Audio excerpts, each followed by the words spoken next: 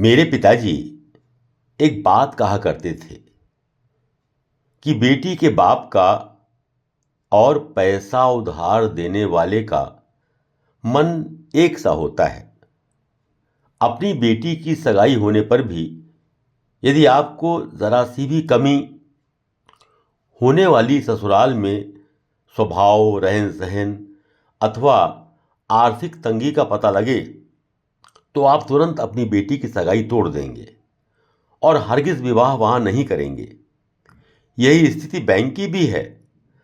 आपके साथ अपनी बातों पर आपकी दृढ़ता और अपने व्यापार की स्थिति के बारे में सही विवरण और अपने खाते में लेन देन का व्यवहार ही बैंक से आपके संबंधों को निर्धारित करता है।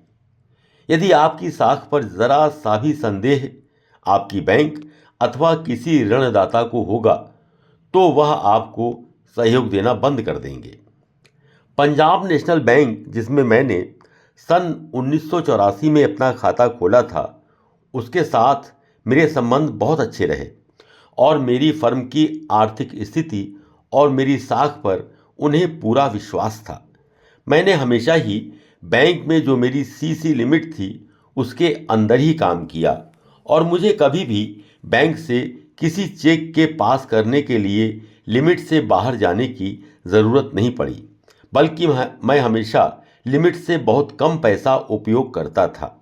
तब बैंक की शिकायत होती थी कि आप लिमिट का उपयोग नहीं करते हैं, तो इस लिमिट को आपके उपयोग के बराबर ही करना होगा। इसलिए मैं एक दिन ऐसा करता था कि लिमिट का पूरा पैसा उपयोग करने के लिए अपने दूसरे खातों में ट्रांसफ़र करा देता था, जिससे बैंक अधिकतम लिमिट का उपयोग दिखा सके। सन 1994 का एक अनुभव मैं बताना चाहता हूँ कि जापान की सोनी टीवी कंपनी आगरा में अपना डीलर बनाना चाहती थी। उनकी डीलरशिप के लिए आगरा से कई फर्में इच्छुक थीं। उन सभी में से उन्होंने निश्चय किया कि हमारी फर्म भारत एजेंसीज को डीलर बना देंगे। मुझे फ़ोन पर बताया कि आपको 2 दिन में इसकी सूचना दे देंगे। लेकिन जब मैंने 3 दिन बाद सुबह 9 बजे उनसे फ़ोन पर बातचीत की तो उन्होंने बताया कि इसमें 1-2 दिन और लगेंगे, अभी हम विचार विमर्श कर रहे हैं। मेरा मन खटक गया कि कंपनी किसी दूसरी फर्म को डीलर बनाना चाह रही है। अतः मैंने फ़ोन पर कहा कि मैं आपसे आज ही मिलना चाहता हूँ। आपकी कोई रिक्वायरमेंट हो तो उसको मैं पूरा करूँगा।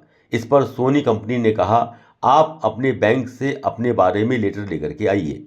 मैं सुबह 9:45 पर पंजाब नेशनल बैंक गया और उनके चीफ मैनेजर से बात की। चीफ मैनेजर ने कहा, अग्रवाल साहब, आप खुद लेटर बनाकर दे दो, हम उस पर साइन कर देंगे। क्योंकि बैंक का हम पर पूर्ण विश्वास था, लेकिन मेरे आग्रह करने पर उन्होंने एक अच्छा सा रेफरेंस लेटर बनाकर मुझे दे दिया। मैं अपनी कार से तुरंत दिल्ली के लिए रवाना हो गया, जहां ओखला में सोनी कंपनी का ऑफिस था और 1:30 बजे मेरी उनसे मुलाकात हुई। बातचीत होने के बाद मैंने उन्हें बैंक का लेटर सौंप दिया। वे आश्चर्यचकित थे कि सुबह 9 बजे बात करने के बाद बैंक ने मुझे रेफरेंस लेटर 10 बजे तक दे दिया। उन्होंने फ़ोन पर बैंक से बात की। बैंक ने लिखा था कि भारत एजेंसी हमारी सबसे अच्छे ग्राहकों में से है। फ़ोन पर उन्होंने बताया कि असल में वे हमारे सबसे अच्छे व विश्वसनीय ग्राहक हैं। सोनी कंपनी ने पूछा कि यदि ज़्यादा इन्वेस्टमेंट की ज़रूरत होगी तो क्या बैंक इसके लिए तैयार है।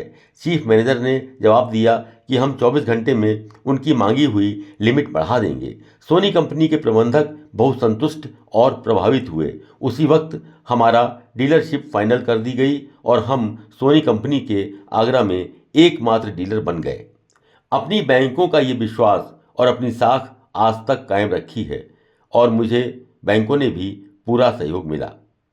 इसी प्रकार मेरा अपनी सभी कंपनियों के साथ बहुत अच्छे व्यापारिक संबंध रहे और उनकी निगाह में मैं और मेरी फर्में उनके लिए सबसे विश्वस्त डीलरों में से एक थीं।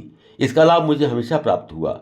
इसलिए सबके लिए ज़रूरी है कि अपनी साख को सर्वोच्च स्थान दें और अपने दिए हुए वचनों का समय से और पूर्णतया पालन करें, जिससे कि बैंक में आपकी साख हमेशा बनी रहे।